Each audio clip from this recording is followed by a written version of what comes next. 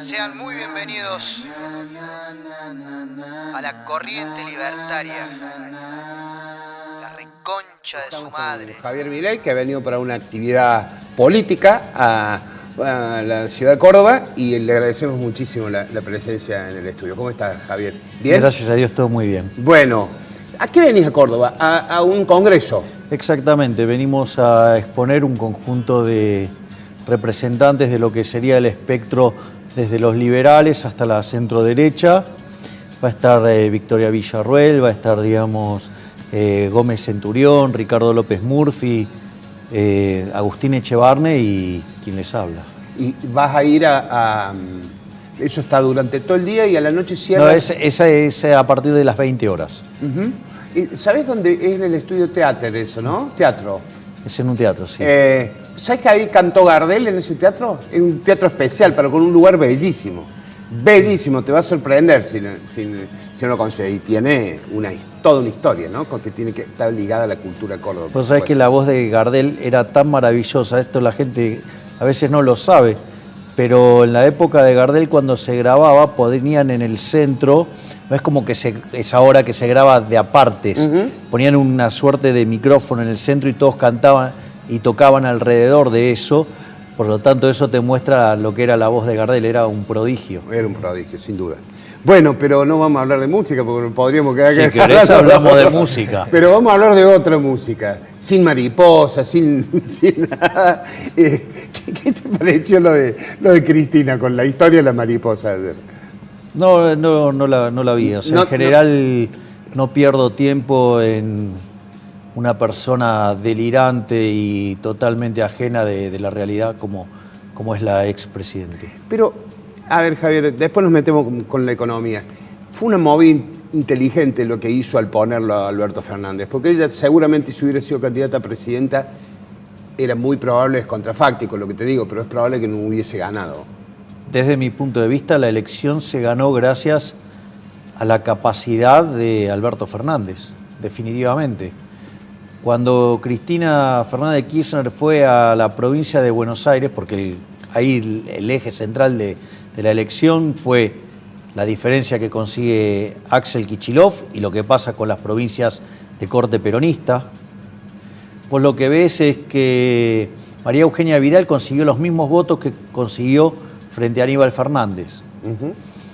Y en rigor, lo que vos tenés es que en la elección previa anterior, que fue la de medio término, Cristina Fernández de Kirchner compitió contra 2-4 de copa, como es el caso de Esteban Bullrich y la señora Gladys González. Y sin embargo perdió. Entonces, ahí la realidad es que si no hubiera sido por el trabajo de Alberto Fernández sumando a Massa adentro de la coalición, hubiera perdido. Si no era por el trabajo de Alberto Fernández alineando a los gobernadores, no se hubieran conseguido las diferencias que se consiguieron. Por ende, el gran mérito de llegar a la presidencia es en el armado de Alberto Fernández. O sea, sí. Y eso me parece que casi es indiscutible. ¿Qué balance haces del discurso presidencial, primero y después del ministro de Economía? Los dos me parecen aberrantes. Desde el punto de vista moral y desde el punto de vista económico, ¿no? Desde el punto de vista moral, esa estupidez de decir que el colectivo está por encima de los individuos, entonces, ¿quién maneja las cosas, por decirlo de alguna manera? Porque si es el colectivo no hay ningún individuo. Por lo tanto, digamos, la negación del individuo, es decir, vos podés llegar a una solución para la sociedad en su conjunto a partir de los individuos, pero la reversa no es cierta.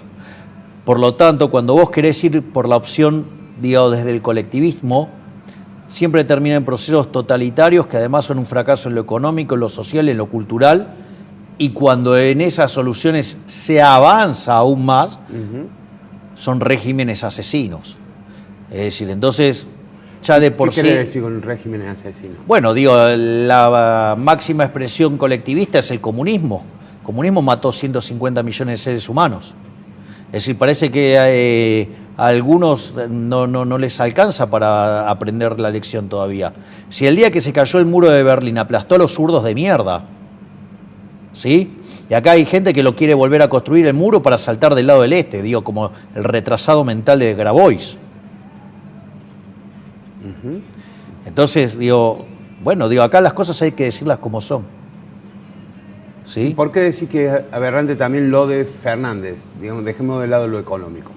No, esto, digamos, lo dijo Fernández, digo, cuando, digamos, quiere imponer la solidaridad a punta de pistola. Es decir, digamos, si yo quiero hacer caridad con él, o sea, yo saco una 9 milímetros, te pongo la pistola en la cabeza y te digo, dame tu plata, es para dársela a él. ¿A vos qué te parece? Si es lo que hace el Estado, digo, con la farsa esa llamada la justicia social, que es un robo, porque te lo sacan por la fuerza, y es un trato desigual frente a la ley, porque implica que a unos se los vas a castigar en beneficio de otros. Digo, es una aberración, lo mires por donde lo mires. ¿Y en qué fracasó Macri para que la gente no lo haya votado? Fracasó porque es un inepto, porque es un inútil. Fracasó porque dejó su gobierno en manos de un socialista como Marcos Peña, que antes de bajar el gasto público prefiere cortarse un brazo. Un inútil que no reconoció ni un solo error, un inútil que cuando se lo criticó mandó a sus emisarios, por ejemplo, a perseguir a liberales. Entonces, tildándonos de liberalotes, tildándonos de plateístas, de agoreros, trae tormenta, o sea, un montón de cosas que hicieron y nos persiguieron a los que señalábamos las inconsistencias del programa de Macri. Y encima ahora hay que soportar a las focas amarillas idiotas diciendo que todas las aberraciones que están pasando son culpa de los liberales porque señalamos los errores que cometía Macri. Una cosa de loco. Es decir, si no hubiera cometido tantos errores no lo hubiéramos criticado. Es decir, pero gracias a todos los errores que cometió, supuestamente venía a limpiar a la Argentina del peronismo y de Cristina. Volvió el peronismo y con Cristina. A ver, futurología, ¿no? Porque, o un ejercicio de ciencia ficción. Si hubiera ganado Macri, ¿hubiéramos tenido los problemas que tiene Chile? ¿Qué imaginas vos? No, yo creo que si hubiera... Por los gremios, ¿no? No, yo creo que si hubiera ganado Macri, no hubiera resistido más de 6 meses en el poder y hubiéramos ido absolutamente a una solución a la venezolana. Ya con una Cristina recargada y... Con mucho más poder. Yendo a una solución tipo venezolana. Sí, ¿y el proyecto económico de este gobierno? Bueno, a otros temas, no solo a lo político, yo mencionaba la relación con el fondo, cómo hay que hacer con la deuda. Mirá, desde mi punto de vista, este gobierno va a ir por un programa de corte heterodoxo, de los tantos que se han intentado en Argentina y siempre fallaron. La pregunta es, ¿por qué crees que esta vez va a funcionar mejor? Y la verdad es que no va a funcionar mejor. Vos vas a tener una primera parte del año que va a parecer que vos tenés un alivio. ¿Por qué? Porque básicamente vos lo que tenés es que en la última parte del año se aceleró la tasa de inflación, esperando que en el nuevo gobierno aplique controles de precios y todo este tipo de políticas enmascaradas dentro de esa farsa llamado consenso social, acuerdo económico social. Entonces, ¿qué es lo que pasa? Como hay una aceleración, porque se adelantan a ese evento, vos lo que tenés es que cuando tengas el acuerdo económico social vas a tener la sensación de que la tasa de inflación se desacelera. En ese contexto, como además van a estar estimulando el gasto público financiado con emisión monetaria, vas a tener una expansión de la demanda agregada, que vas a tener la sensación de que también la actividad deja de caer y empieza a tener cierta recuperación. El tema es que cuando vos avances en ese proceso van a surgir varias cosas. Primero es que te empezás a comer el colchón que generaron los empresarios. Por lo tanto, empiezan a producir menos. Por otro lado, al estimular la demanda agregada, eso se transforma en un aumento de ingresos que deteriora las condiciones del sector externo. Cuando entonces se te empieza a escapar la brecha, o sea, la diferencia entre el dólar oficial y el dólar de verdad, eso va a generar una caída en la demanda de dinero, que eso va a precipitar una crisis. Por lo tanto, esta sensación de alivio transitorio que vamos a tener durante la primer parte del año va a hacer que el calvario en la segunda parte sea muchísimo peor. Está bien. Si mis compañeros quieren preguntar. ¿Qué tal, Javier? ¿Cómo te va? Te pregunto, ¿el modelo liberal más puro puede funcionar en Argentina atento a la cultura que tenemos? Porque seguramente has escuchado esta frase, cada vez que hubo atisbos de liberalismo, aparecen los opositores y dicen, no, esto no funcionó y generó más pobres. Bueno, es interesante el punto porque este modelo se aplicó en Argentina. La Constitución de Alberdi de 1853 y puesta en funcionamiento a partir de 1860 hizo que, de ser un país de bárbaros en 35 años, o sea, en 1895, y eso está documentado en las bases de datos de Angus Madison, Argentina alcanzó el PBI per cápita más alto del mundo. Por lo tanto, digamos, el modelo liberal, si vos querés un país donde se lo aplicó y fue modelo del mundo, es en Argentina. Además es un modelo que es falso que genere pobres, porque aquellos países que son más libres, no solo es que son 8 veces más ricos que los reprimidos, sino que además el decil más bajo es más rico, 11 veces más rico que el equivalente en el país reprimido, pero además ese decil más bajo tiene el doble de ingreso que el ciudadano medio del país reprimido, es decir, que está por lo menos con el doble de ingreso que el 80% de la población del país reprimido. Y la contracara a eso es que el modelo liberal genera 25 veces menos de pobres en el formato estándar y 50 veces menos en el formato extremo, el del menos de $1 diario. Por lo tanto, lejos de no ser posible, es un modelo absolutamente viable y que si vos verdaderamente estuvieras ocupado por sacar gente de la pobreza, por mejorar las condiciones de vida de la población, el modelo debería ser el liberal. El problema es que ese modelo va en contra de esas ratas inmundas, asquerosas, repugnantes, llamadas políticos. Y el problema está ahí. Bien, Javier, ¿qué tal? Buenos días. Buen día. Veía tu cuenta de Twitter y emitiste tu opinión sobre las políticas que dio Martín Guzmán en los otros días en la conferencia de prensa que dio. Y bueno, dijiste que no iba a haber, digamos, ajuste en el año 2020, pero que sí iba a tener que pagar retenciones, impuestos, bueno, a las ganancias y demás. Digo, en el gobierno de Macri, por un lado, se pidió que la gente blanqueara capitales y ahora ellos van a tener que salir a pagar más. Por un lado eso. Y por el otro lado, ¿quién estuvo pagando en estos 4 años? Porque de algún lado el dinero tiene que salir. En un gobierno sale de un lado, en otro gobierno sale del otro. Bueno, es interesante el punto que levantás porque habla de la inmoralidad del ministro de Economía. Es un mentiroso. ¿Por qué? Porque te dice que no va a haber ajuste en el 2020, pero va a subir bienes personales, va a subir retenciones, ¿sí? Va a subir impuestos a los bienes personales, va a subir ganancias, va a subir ingresos brutos en la provincia porque van a dejar de lado el pacto fiscal. Es decir, que cuando te habla de que no va a haber ajustes, la de los políticos no se toca, es decir, la de ellos no se toca, es decir, pero al sector privado lo van a seguir destrozando. Y además, también el gobierno anterior fue un gobierno absolutamente inmoral, que no tuvo nada de liberal, como suele decir mucha gente, porque si hay algo que es inmoral y es en contra del liberalismo es la deuda. Claro. Porque la deuda en el fondo, que es financiar la fiesta nuestra y que la paguen nuestros nietos, nuestros bisnietos, es decir, que la termine pagando esa fiesta gente que no vota o que ni siquiera nació, es absolutamente inmoral, porque vos te estás gastando la plata que no tenés y que la van a generar tus generaciones futuras. O sea, es como si, ¿me entendés?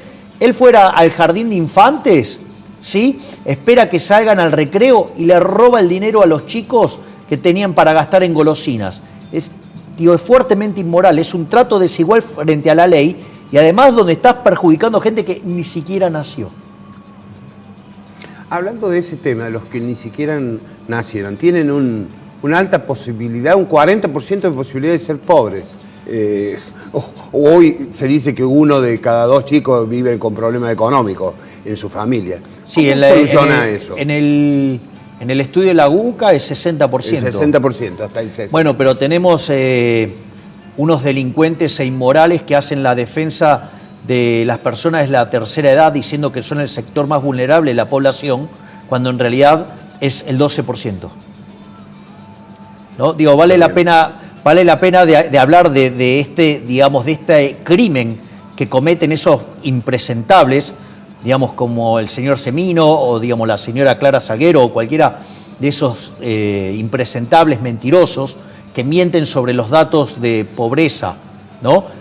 Porque en realidad lo que vos estás haciendo en esa defensa de la tercera edad, que es el segmento que, porque si vos tenés 40,8% de la pobreza, de acuerdo al informe de la UCA, 60% en chicos y los jubilados son 10% o 12%, ¿sí? Evidentemente es el sector que mejor está relativamente. Entonces, cuando vos hacés políticas que estimulan el gasto previsional, como la estupidez que quiere hacer este gobierno de incrementar las jubilaciones, así, jubileo, que implica aumentar el déficit fiscal entre 2 y 3 puntos del PBI, Sí.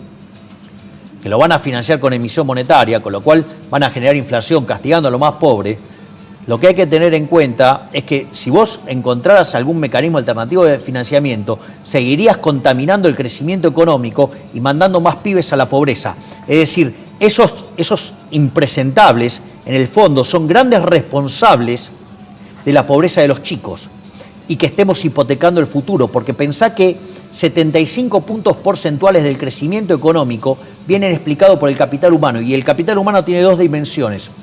Una es que estudien y otra es que morfen. Y si no tienen para morfar, jamás van a poder estudiar como corresponde. Entonces, a esos, digamos que son los campeones de los jubilados, hay que enrostrarle que son unos mentirosos, porque eso está modificando políticas públicas que están perjudicando a las generaciones futuras y están hipotecando nuestro futuro. ¿Cómo hacemos con la deuda? Perdón. No, después. No, por favor. porque antes simplemente estaba hablando de la emisión. También se rumorea que tal vez se congelen, por ejemplo, los créditos UVA. Todas estas cuestiones de gente que hoy en día está pagando una cuota y tal vez se van a congelar esas deudas, y eso sería la forma de ponerle dinero en el bolsillo a las personas. ¿Crees que va a ir por ese lado o solo por la emisión? Mirá, no va a ir no va a ir por un solo lado, va a ir por todos. O sea, van a emitir para financiar el gasto público, van a emitir para desesterilizar la LELIQ para que baje artificialmente las tasas. O sea, va a haber jubileo monetario porque esta gente cree que la inflación no tiene nada que ver con la emisión de dinero. Es decir, yo de todo esto saco algunas conclusiones bastante positivas de cara al futuro, porque la piña que nos vamos a pegar es tan grande que espero que después de eso no quede ningún estúpido de esos que dicen que la inflación es multicausal o no tiene nada que ver con la emisión de dinero. Y por lo que decís respecto de los créditos, es interesante, está bueno que lo levantes para que veas cómo eso es un avance sobre los derechos de propiedad. Porque lo hacen creyendo que con eso perjudican a los bancos, ¿sí? Entonces decís, bueno, entonces te voy a congelar los créditos UVA. Ah, ok, te vamos a congelar los créditos UVA. Entonces, o sea, los bancos van a recibir menos tasa de interés. La pregunta es, ¿y con qué fondió eso el banco? Con los depósitos de ustedes, o sea, con lo cual es probable que ustedes no puedan cobrar sus depósitos como corresponde. Digo, ¿no? Como concepto. Y además, ¿saben por qué se hace esto? Porque esto, digamos, también hay que entender también por qué se hace. Porque el Banco Nación está técnicamente quebrado por culpa del impresentable de González Fraga, puesto por el inútil de Marcos Peña para estimular los créditos UVA durante lo que fue la elección de mediano término, que fue cuando lo echaron a Melconian por hacer bien su trabajo. Yo digo, ya que hay para todos, ¿eh? Sí, veo por qué te peleas tanto en los medios de Buenos Aires. Pero lo que pasa es que es difícil convivir con tanta estupidez. Está bien, pero sos de confrontar, es decir, está bien, es un estilo, una forma de ser, pero ¿no te parece que por ahí hay que escuchame una cosa, ¿qué poco? pasa si yo me pongo a discutir con vos que 2 más 2 es 7? Y entonces agarro y te acuso, no, porque vos creés que es 4 porque sos neoliberal. Digo, No, con lo cual además, o sea, de eso de ser neoliberal es de burro, ¿no? Que te digan neoliberal es te da una burrada. un juguito. Te han dicho misógino, de todo te han dicho. Sí, Te seguro, acumula todo. digo, seguro mujeres que tienen, digamos, son, digamos, lo que se llama misandria. Correcto. Digo. Dejémoslo ahí, sigamos hablando de economía o de política. No, porque digo, yo te diga que 2 más 2 es 4 y me acuses de violencia de género, es como que... Porque aparte es delito. Es delito. Cuando vos acusás a alguien, por eso, digamos, digamos, la causa que se me hizo en Salta fue desestimada, porque no hubo violencia de género y no hubo delito tampoco. A Javier lo acusaron por violencia de género, al quien no sabe, en una declaración pública, en una conferencia que hizo en la ciudad de Salta. Y fue desestimada, digamos. Así que vayan, digamos. Vos sabés que, por ejemplo, aquellos que mencionan ese caso, yo los podría demandar por calumnias e injurias. Claro, sí, tenés O sea, todo mirá el derecho del mundo. lo que, claro, Todo el derecho del mundo. porque la causa fue desestimada porque, de vuelta, no hubo violencia de género y no hubo, digamos, ni siquiera delito. Es decir, pero parece que acá en Argentina, si vos decís que 2 más 2 es 4, está mal. Está bien. Bueno, entonces, Sí, depende de decime. quién lo diga, es el número. Vamos. ¿Y qué tendríamos que hacer con la renegociación con el fondo, si es que hay que hacerla, con el Fondo Monetario Internacional? A ver, lo primero que hay que tener en cuenta es que nosotros le fuimos a pedir la plata al Fondo Monetario Internacional. Le fuimos a pedir la plata al Fondo Monetario Internacional porque nadie nos quería prestar en el mercado voluntario de deuda. El Fondo Monetario Internacional nos prestó a una tasa preferencial. La pregunta es, si alguien te debe plata y no te la devuelve, ¿vos cómo te sentirías respecto a esa persona? Claro, Mal. obvio. Bueno, te cuento que los socios del fondo son países. Es decir, que con lo cual, si vos le defaulteás a un acreedor privilegiado que además te presta una tasa preferencial por ser un acreedor privilegiado, vas a tener problemas. Porque implica que te estás peleando con 197 países. Que son los que integran el Fondo Monetario Internacional. Más el impresentable Argentina, o sea 198. 198, efectivamente. Si los chicos quieren hacer Sí, una nueva muy preguntita breve, más. que yo pienso por ahí y se plantea lo de, bueno, ¿cómo hacemos una transición hacia un modelo liberal puro? Vamos a suponer un ejemplo. Una familia que cobra un plan social que viene a cubrir una ineficiencia, en todo caso, de todo el sistema económico. No, Bueno, del sistema económico no, de la O- presencia del Estado. Exacto, de la presencia del Estado acá. Supongamos que, bueno, vamos a apelar a que consiga trabajo. Bueno, se lo sacamos hoy. ¿Cómo es ese proceso? ¿Cuánto tarda esa transición? Porque claramente no es de un día para el otro. A ver, nosotros con Giacomini... Estuvo en ese lugar, Giacomini, hace un mes. mirá vos, todavía estaba caliente la silla. Digamos, otro que le pone onda, mi hermano. A ver, el tema es el siguiente. Nosotros lo que hicimos fue diseñar un programa económico sin costo social, donde el ajuste recaiga en las basuras inmundas de los políticos. Nosotros proponemos hacer una reducción del gasto público de 15 puntos del PBI, entre nación, provincia y municipio, donde el principal costo lo pague la política. Mira, te lo hago con un ejemplo para que entiendas cómo funcionan estas ratas asquerosas. Porque usan a los pobres de escudo de sus propios beneficios de casta. Hay un estudio del BID, del Banco Interamericano de Desarrollo, que te puedo asegurar que no tiene las preferencias Milei en materia de gasto público. Y además es financiado por gobierno, con lo cual no puede decir las cosas con el estilo Milei tampoco. La peor región del mundo en términos de ineficiencia técnica del gasto público, ¿sabes cuál es? América Latina con 4,4% del PBI. ¿Sabes cuánto tiene Argentina? ¿Cuánto? 7,2%. Por arriba. No, por eso, nosotros somos los campeones. Pero además, lo interesante es que inventaron un término, un eufemismo que se llama filtraciones. ¿Ok? O sea, yo lo llamaría choreo. ¿Sabes cuánto tiene Argentina de choreo de los políticos? ¿Cuánto? 5 puntos del PBI. Mirá si habría para hacer ajuste sin que recaiga la gente. Entonces lo primero que te van a decir, no, bueno, es que vos querés tocar a la gente. No, yo no quiero tocar a la gente. Yo quiero ir contra los políticos. Quiero ir contra esas basuras que nos hunden. Es decir, los grandes responsables de la decadencia argentina son los políticos. Decime dónde tenés un político que sea pobre. Digo, había uno que había dicho que tenía 2 terrenitos y que con la política había ido para atrás. Después nos enteramos que no, que toda su vida habían sido empresarios exitosos del real estate. Que en realidad la habían gestado como abogados que nunca tuvieron un caso. La última. Si Si vos querés, hay más. Sí, claro, pero tengo un programa, un límite, después nos corren, vienen los que vienen después que nos sacan de acá. Sí, Bueno, mientras que sean los que vienen atrás y no que sean los cucarachos. No sé. Chica,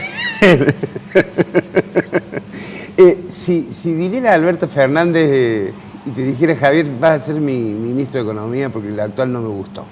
Tenés 24 horas para diseñarme un plan. ¿Qué resumen de prensa me harías vos a mí para exhibirlo al público? Bueno, en realidad, tanto mi colega Diego Giacomini como yo y otro colega con el cual trabajamos que se llama Mariano Fernández, nosotros lo que pediríamos primero es que nos den el Banco Central para cerrarlo. Es decir, que debemos erradicar de cuajo de por vida la inflación en Argentina. Pero nosotros de vuelta, en Libertad, Libertad, Libertad, explicamos este programa, es una reducción del gasto público de 15 puntos del PBI, donde básicamente los primeros 10 puntos se ahorran eliminando de cuajo la obra pública, yendo a un sistema de iniciativa privada a la chilena, eliminando de cuajo las transferencias discrecionales a provincias y de provincias a municipios, y eliminando de cuajo, los subsidios económicos, pero rediseñando los contratos. Y eso, una vez que la economía empieza a crecer, porque esto iría acompañado con una reducción de 10 puntos de la presión fiscal en términos del PBI, direccionando fondos hacia la oferta de la economía, es decir, porque le dejaste de sacar plata a las empresas, sin castigar al trabajo. Entonces, en la medida que después la economía empieza a crecer, vos podés avanzar en la reforma previsional y en la reforma, del Estado para que las personas se vayan del Estado con un régimen de retiros voluntarios. Entonces, vos ahí, no tendrías que tocar a nadie y podrías empezar un proceso de crecimiento, con lo cual eso te arreglaría el lado real de la economía y el lado monetario, evidentemente, vuelvo a repetirlo, eliminaríamos el Banco Central. Bien. Milei, ha sido un gusto tenerte en el programa. Gracias. Acá hablamos desde la democracia hablamos todo. Fuera de la democracia no habla nadie. Muchas gracias.